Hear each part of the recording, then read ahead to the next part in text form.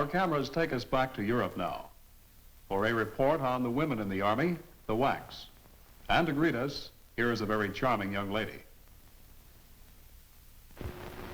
Well, hi there. I am one of the many WACs serving in Europe.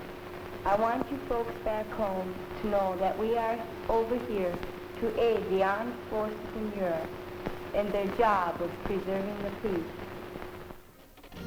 And it's a bang-up job they're turning out. In communications, as operators of complicated accounting and business machines, and in the Army's dental and medical laboratories, or as specialists over drafting boards.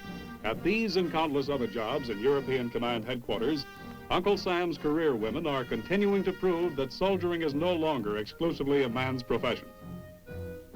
Like her brother in the ranks, the WAC at Heidelberg knows all the duties and obligations of the soldier, and even field work is part of her daily routine. The diehards of the old school begrudgingly admit that thanks to map reading, these are young women who really know their way around.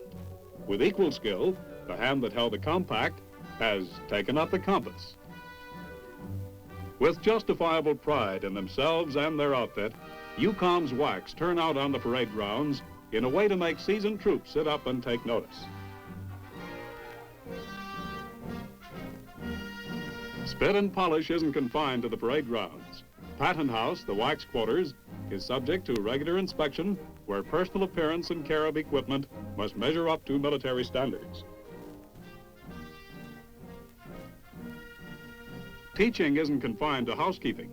Many of these young women are enrolled in the Army's I&D classes to work for degrees conferred by the University of Maryland's Overseas Unit. Now, will you please all say the sentence, Heidelberg ist schön. Heidelberg ist schön. Well, that's just excellent. There's room in the Career Women's Program for social welfare work. Under the friendly guidance of these ambassadors of goodwill, German youth is learning to play, work, and train for a life in the newer democratic Germany. Athletics and outdoor recreation have their place in the WAC's life, and the Army provides facilities and equipment for enjoying them.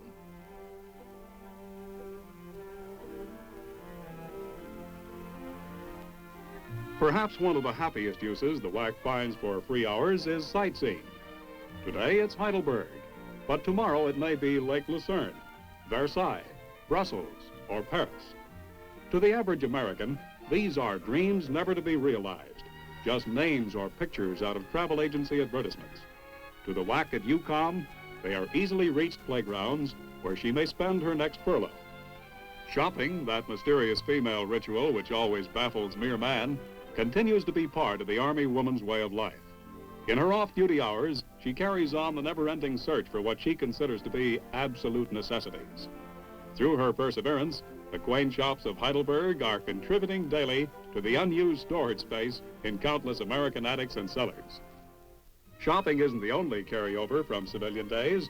Like her sister at home, the WAC finds time for a bit of vanity over that new dress.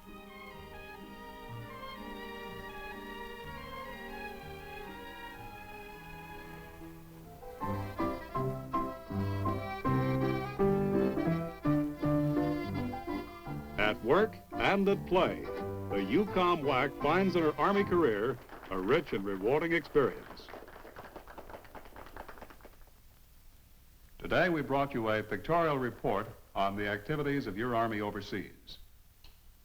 We hope that you can be with us next week when we take you to the home of the infantry, Fort Benning, Georgia. We'll show you how combat leaders are trained. This is Captain Carl Zimmerman inviting you to be with us then. The Big Picture is a weekly television report to the nation on the activities of the Army at home and overseas, produced by the Signal Corps Photographic Center, presented by the U.S. Army in cooperation with this station.